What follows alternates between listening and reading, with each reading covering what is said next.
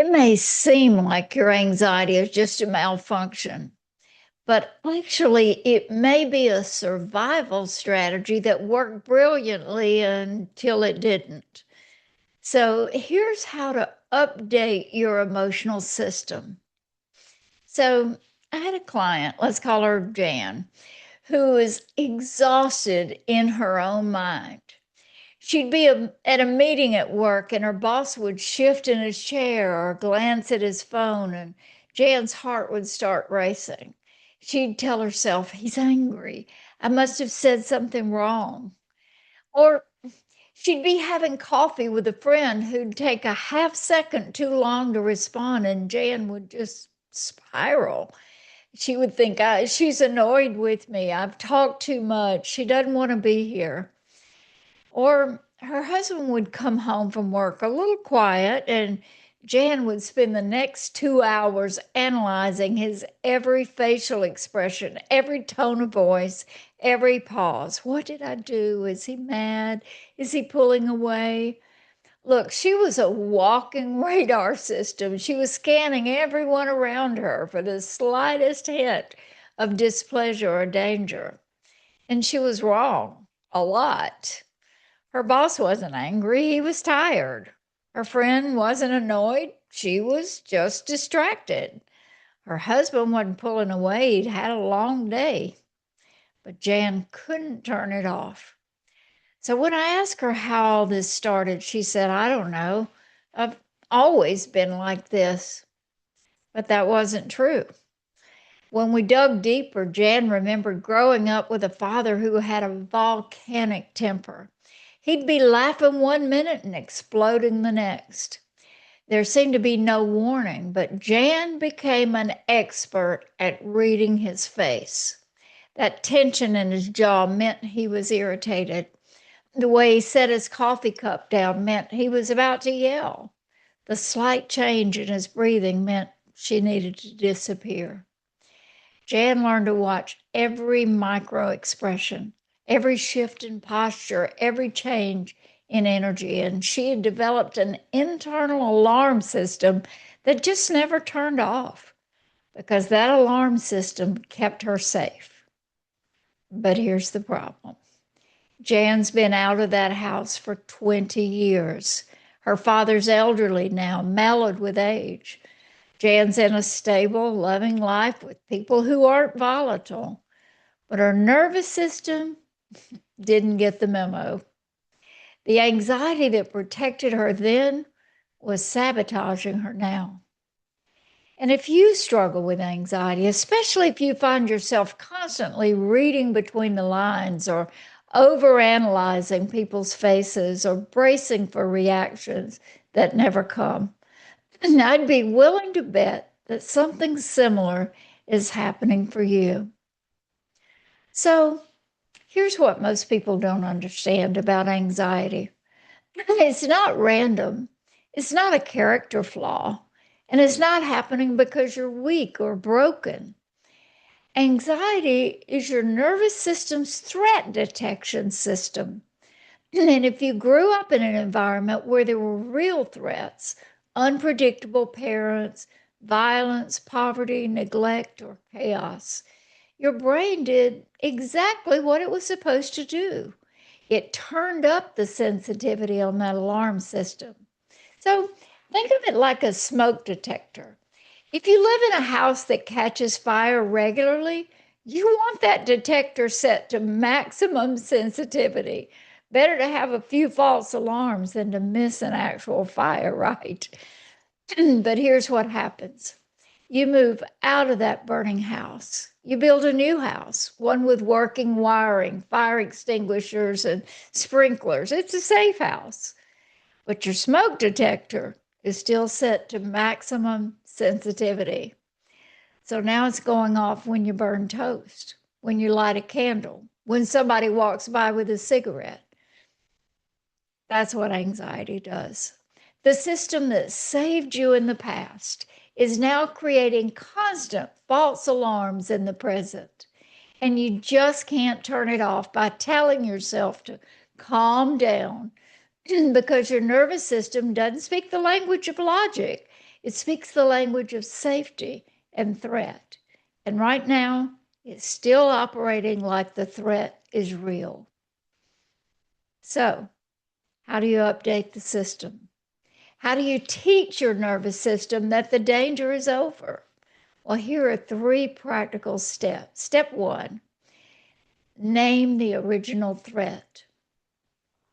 You can't update a system if you don't know what it was designed for. Get specific about what your anxiety was originally protecting you from. Was it an unpredictable parent, physical danger, emotional abandonment, financial insecurity maybe, or being humiliated or shamed, or having your needs ignored? Look, write it down and then say it out loud.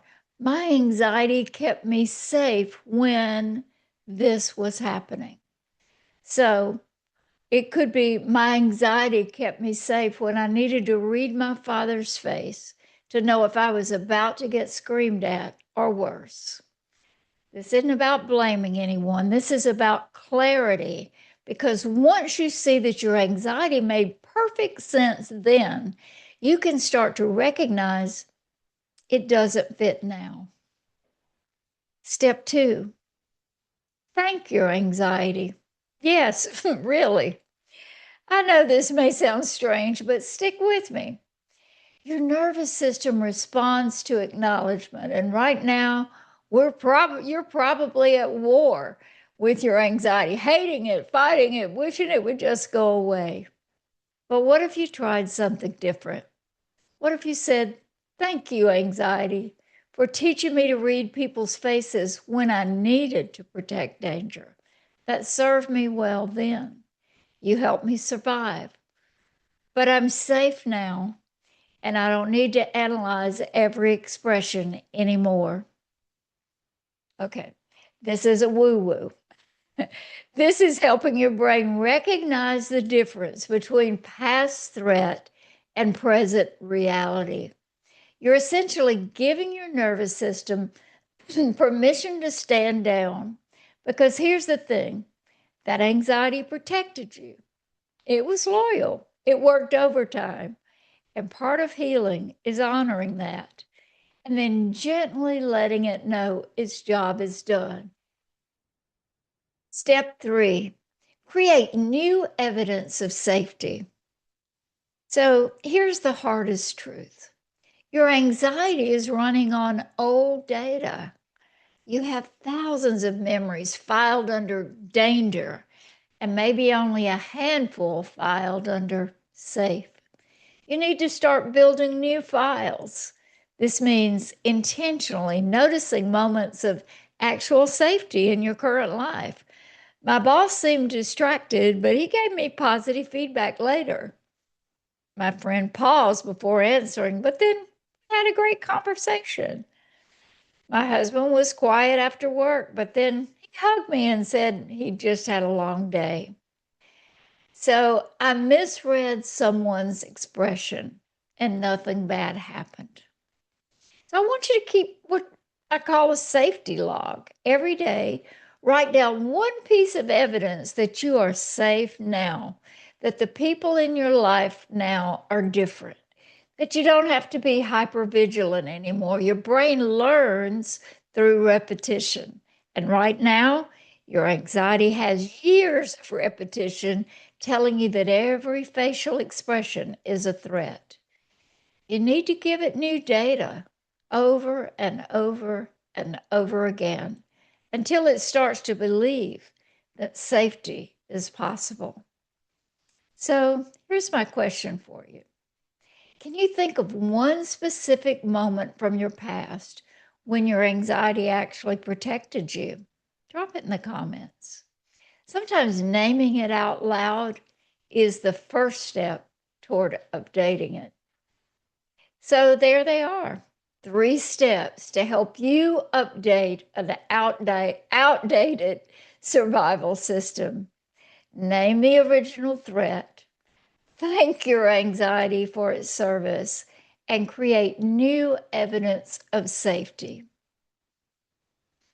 If these tips resonated with you, just hit that like button and subscribe because we don't want you to miss any future videos.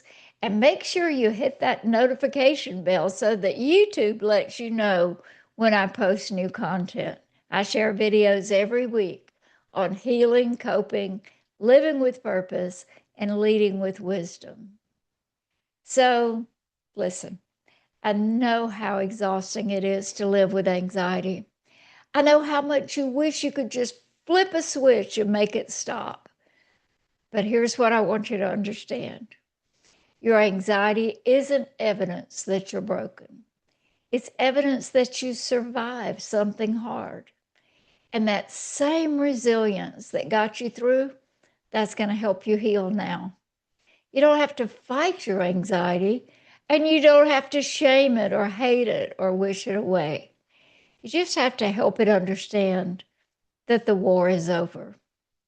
And when you do that, when you teach your nervous system that it's safe to rest, something beautiful happens. You get to finally live in the present instead of constantly bracing for the past. So, until I see you on this channel again, I want you to keep going, keep growing, and you'll come out stronger on the other side. See you next time.